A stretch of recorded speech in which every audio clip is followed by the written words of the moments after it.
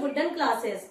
आज हम इस वीडियो में पढ़ेंगे चैप्टर 2 ओशन एंड कॉन्टिनेंट्स का नया टॉपिक आइलैंड्स। इसके बारे में आज हम पढ़ने वाले हैं कि आइलैंड क्या होता है और साथ साथ इसके रिलेटेड डोंट मिस आउट को भी आज हम इस वीडियो में करने वाले हैं। ठीक है, तो सबसे पहले देखिए, अब आप इतने दिन से ये चैप्टर पढ़ रहे हो।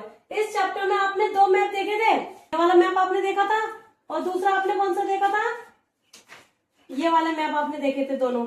अब इसमें क्या पढ़ा था इस मैप में हमने कॉन्टिनेंट्स को पढ़ा था।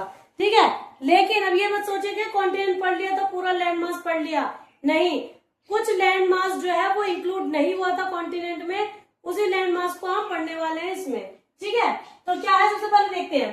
अ smaller piece of land that are completely surrounded by water on all sides. एक छोटा सा लैंड का पार्ट जो बिल्कुल ही किससे, पानी से, चारों तरफ से पानी है उसके, उसे क्या कहते हैं, आइलैंड। देखिए एक छोटा सा पार्ट है, ठीक है, किसका, लैंड का। फिर ये चारों तरफ क्या, पानी पानी है। देखिए ये चारों तरफ ये पानी से घिरा हुआ है, तो इसको क्या कहते हैं, इस लैंड पार्ट को हम कहते हैं आइलैंड। ठीक है, क्या बोलते हैं इसको हम, आइलैंड। आइसलैंड मत बोल देना, ठीक है। अब आप देखिए, ये आ गया हमारा आइलैंड। और आप अगर इस पे ग्लोब पे देखोगे ना अगर आप, तो मैप में ही आपको आइलैंड बहुत छोटे छोटे से नजर आएंगे, होते हैं लेकिन क्या कहते हैं, बहुत छोटे होते हैं, छोटा सा लैंड पार्ट होता है और सब चीजें होती है जैसे कॉन्टिनेंट में होती है ना, वैसे ही सब कुछ इस पे भी होता है, लेकिन क्या होता है, ये कॉन्टिनेंट से छोटा होता है। तो देखिए क्या है, की डिस्टिंक्शन आपका, while continents are also surrounded by water, they are not classified as islands because of their massive size। और जो आइलैंड है, ठीक है, और कॉन्टिनेंट, ये दोनों एक जैसे ही हैं, ठीक है, बस क्या है, फर्क है साइज का। देखिए कॉन्टिनेंट में क्या है, चारों तरफ से पानी से ढका होता है, ठीक है, और आइलैंड भी चारों तरफ से पानी से ढका होता है। तो डिफरेंस क्या आ गया, क्यों इसका नाम हमने बोला आइलैंड, उसका नाम कॉन्टिनेंट बोला, क्योंकि इनका साइज अलग अलग है। देखिए ये छोटा सा पार्ट है जो पानी से ढका हुआ है, पानी से घिरा हुआ है, ढका हुआ नहीं है, घिरा हुआ है, उसे हमने क्या दिया, आइलैंड। ठीक है, छोटा सा साइज है ना, और ये बड़ा साइज है, ठीक है, तो इसको क्या कह दिया हमने, कॉन्टिनेंट। ढका वैसे ये भी पानी से है, ढका क्या कहते हैं, चारों तरफ से घिरा ये पानी से ही है, लेकिन क्या इसके साइज की वजह से इसका नाम बदल दिया गया। दोनों एक ही चीज है, बस साइज की वजह से क्या हो गया, बड़े पार्ट को क्या कहा गया, कॉन्टिनेंट, और लैंड के छोटे पार्ट को क्या कहा गया, आइलैंड। ठीक है, आगे देखो, scale, there are lakhs, hundreds of thousands of islands on earth varying greatly in size।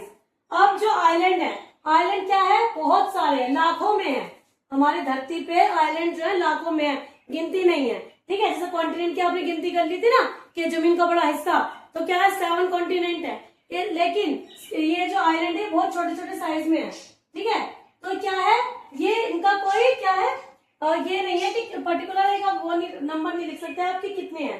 ठीक है, ये लाखों की संख्या में है अर्थ पर। ठीक तरीके से डोंट मिस आउट से आपको ये आइलैंड का जो टॉपिक है बहुत अच्छी तरीके से और भी ज्यादा क्लियर होगा। ठीक है, अब क्या है, डोंट मिस आउट, इसमें देखेंगे हम आइलैंड के बारे में और भी ज्यादा जानकारी हमें मिलने वाली है। ठीक है, तो देखिए क्या है, सबसे पहले Greenland, it is the largest island in the world. ये क्या है, सबसे बड़ा आइलैंड है ग्रीनलैंड, मतलब पूरी दुनिया में सबसे बड़ा आइलैंड अगर कोई है तो वो क्या है, ग्रीनलैंड है। ध्यान से देखना, बहुत इंपॉर्टेंट है, क्या है, ग्रीनलैंड सबसे बड़ा आइलैंड है पूरी दुनिया में। Its land mass is equivalent to the combined area of India's 10 largest states. India के जो 10 बड़े बड़े राज्य है ना, उन सबको मिलाकर अगर देखें तो इतना बड़ा ग्रीनलैंड बनता है। ठीक है, इतना बड़ा आइलैंड है वो, कितना बड़ा, इंडिया के 10 बड़े बड़े राज्य के बराबर एक ग्रीनलैंड है। ठीक है, अब पता चला ग्रीनलैंड कितना बड़ा है पूरे वर्ल्ड में।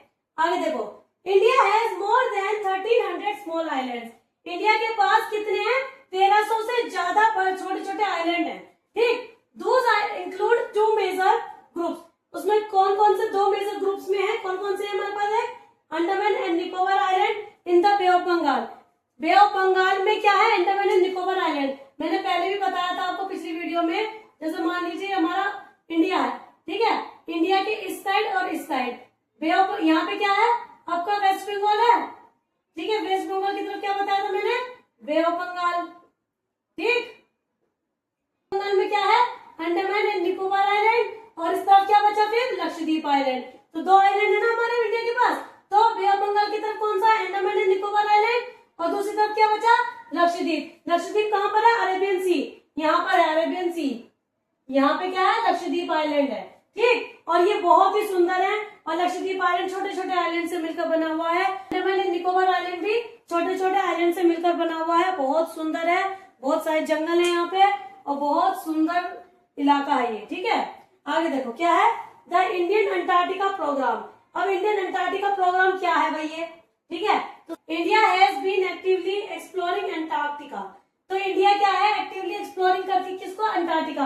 अंटार्कटिका बताया था ना सबसे नीचे वाला था, मतलब ये हमारा अर्थ है, अंटार्कटिका सबसे नीचे है, कहाँ पे? साउथ में, ये अर्थ है, ठीक है, एक तरह से मानिए अर्थ है, और अर्थ के साउथ में क्या है? अंटार्कटिका, यहाँ पर ये रहा, ठीक है। तो अंटार्कटिका क्या है? बहुत ठंडा इलाका, हार्श इलाका है, मैंने आपको दिखाया था, यहाँ पे अंटार्कटिका है, और यहाँ बहुत ज्यादा कैसा ठंडा इलाका है ये ठंडा इलाका है बिल्कुल, ठीक है, और बहुत ही हार्श इन्वायरमेंट है, बिल्कुल यूनिक है। और इसी वजह से इंडिया के लोग क्या करते हैं? इसको एक्सप्लोर करते हैं, कि जिससे कि पता चल जाए कि क्लाइमेट में क्या क्या वो और ये चेंजेस आ रहे हैं, कैसा वहाँ का लैंड है, ठीक है, उस चीजों के बारे में क्या करते हैं? रिसर्च करते रहते हैं। कब से शुरू किया था? सिंस 1981। सिंस इसलिए लिखा है क्योंकि अब इस टाइम से शुरू किया था, 1981 से, ठीक है। तो साइंटिफिक बेसिस कौन कौन से हैं? दक्षिण गंगोत्री। दक्षिण गंगोत्री क्या है? एक पहला साइंटिफिक बेस स्टेशन है, जो कि स्टैब्लिश हुआ था 1983 में, स्टैब्लिश हुआ था, और इंडिया का पहला साइंटिफिक बेस स्टेशन है ये। कौन सा है? दक्षिण गंगोत्री, ये बहुत ध्यान में रखिएगा, ठीक है। दूसरा क्या है? Subsequent bases, 2 additional bases have been established since then. तो उसके बाद से क्या हुआ? 2 एडिशनल बेसिस और भी स्टैब्लिश किए गए यहाँ पर। क्या है? Research scope. अब वहाँ पे किस किस चीज की रिसर्च की जाती है? About 40 teams of Indian scientists have conducted research in the region. तो वहाँ पे क्या करते हैं? वहाँ पे रिसर्च करते हैं कौन? 40 टीम्स, कम से कम 40 टीम है, किसकी? इंडियन साइंटिस्ट की 40 टीम जो है वो क्या करती है? रिसर्च करती है इस रीजन में। कौन से रीजन बताइए रखा है? अंटार्कटिका, यहाँ पर साउथ एरिया में जो है, ठीक है। तो यहाँ पर रिसर्च करती है, क्या फोकस करती है? एक तो क्लाइमेट इवोल्यूशन के ऊपर, और एनवायरमेंट चेंजेस, जो एनवायरमेंट में चेंजेस आते हैं उसके ऊपर फोकस है उनका। और साथ साथ क्या है? क्लाइमेट, क्लाइमेट कैसा है वहां पे? ज्यादातर तो ठंडा ही है, वहां पे बर्फीला इलाका है बिल्कुल, ठीक है। ज्यादातर तो जानवर ही पाए जाते हैं, इंसान तो बहुत ही कम पाए जाते हैं, इंसान तो है ही नहीं वहां पे। इंसान जो पाए जाते हैं ना वहां पे, वो सिर्फ यही है साइंटिस्ट, साइंटिस्ट ही जाते हैं उस चीज का देखने के लिए, रीजन को देखने के लिए, कि वो रीजन कैसा है, वहां की लैंड कैसी है, वहां का एनवायरमेंट कैसा है, क्लाइमेट में क्या क्या चीजें आ रही हैं, ठीक है, वो सब चीजें ये लोग देखते हैं, ठीक। दूसरा लिविंग कंडीशन। अब इन साइंटिस्ट का लिविंग कंडीशन कैसा है? साइंटिस्ट कैसे रहते हैं वहां पे? भाई इतना हार्श क्लाइमेट है, तो वहां रहते कैसे होंगे? तो क्या है? The scientific settlements are well equipped.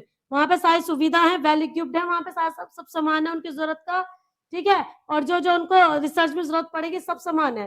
Featuring facilities like a library, मतलब फीचरिंग फैसिलिटी और क्या क्या उनके पास? एक तो लाइब्रेरी भी है, किताबें वगैरह जहाँ पे होती हैं, और एक डेडिकेटेड पोस्ट ऑफिस, और एक पोस्ट ऑफिस भी है, ठीक है। ये सब चीजें उनके पास है। लेकिन फिर भी अगर आप सोचो कि बस ये सब सामान है, आराम से रह रहे होंगे, नहीं, ऐसा नहीं है, आराम से तो बिल्कुल नहीं रह रहे होंगे, क्योंकि वहां का क्लाइमेट ही इतना खराब है, इतना हार्श क्लाइमेट है कि बस उनकी हिम्मत है कि वो लोग रह रहे हैं, ठीक है।